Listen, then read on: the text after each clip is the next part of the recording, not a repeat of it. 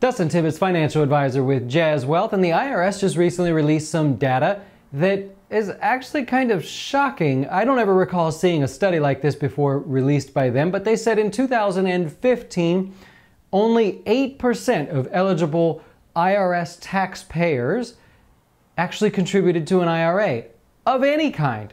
An IRA, traditional, Roth, SEP IRA, simple, only 8% of the taxpayers. Now, of that 8%, it works out to be 13 million people. Most people went with the Roth IRA, probably a smart choice. The others went with a traditional IRA, and then the rest kind of went on with the others, the SEP, the simple, things like that.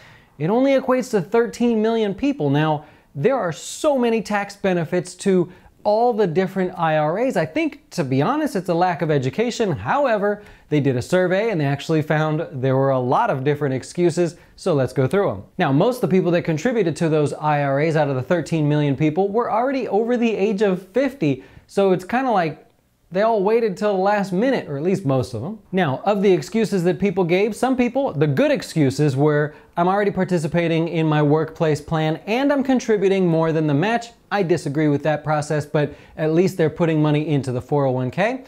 Other people said, I'm good. I have enough money. I'm almost 65 and I've got a couple $1,000,000. I feel good about how much money I have, and therefore I don't need to save in an IRA. Now, the bad excuses that people gave, I don't have the money to invest. That is a horrible, horrible, horrible excuse, because nowadays you could put anything you want into a retirement account. If you put $12.50 into a Roth IRA and it grew at a conservative 7% a year on average, then by the time you got to 65 and ready to retire, that's $130,000. That's not great, but it's $130,000.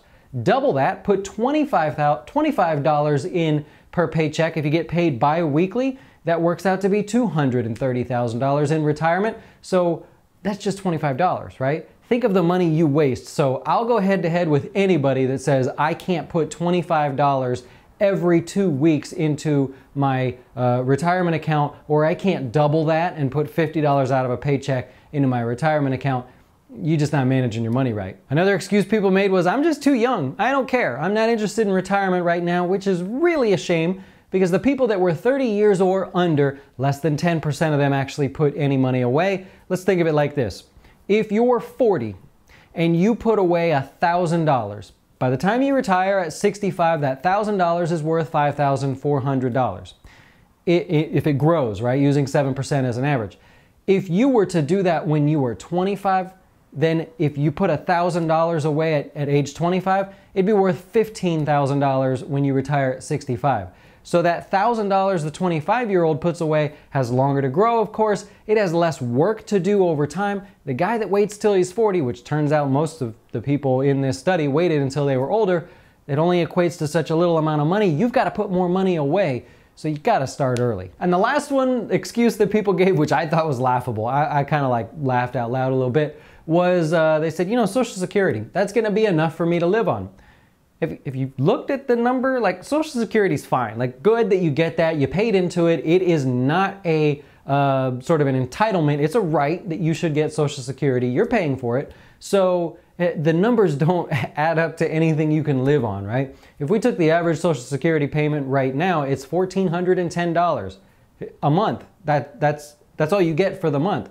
So unless you plan on living somewhere with everything paid off and no major expenses or entertainment, fun, or anything, that's it. You can't live on Social Security. So I hope those of you that are younger understand, you know, it'll be there. Trust me, they're not getting rid of Social Security. I will fight that tooth and nail. But it's not enough, right? You don't pay in that much. You're not going to get that much. Not only that, you're probably going to have to wait until closer to 70 to be able to even take Social Security. All right, that's it. Nothing special. Just a quick video. I'd never seen this study done before. I thought that was pretty interesting, so I thought I'd share it with you. That was given by the IRS.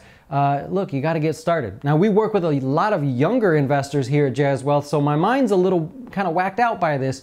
I feel like the younger people are investing, and maybe that's because we give them a place where they can invest smaller amounts and let that money grow over time. If you're an investor of any kind, whether you're starting fresh or have a 401k to roll over, or just know you need to get started and you're a little older, let me help you. I'll tell you which account type you need to open. I'll help you get started, and we'll take it from there. We will manage your investments, but even better than that, we'll help you with your personal finances along the way. We got tons of great classes and live classes coming up too to help all of our clients.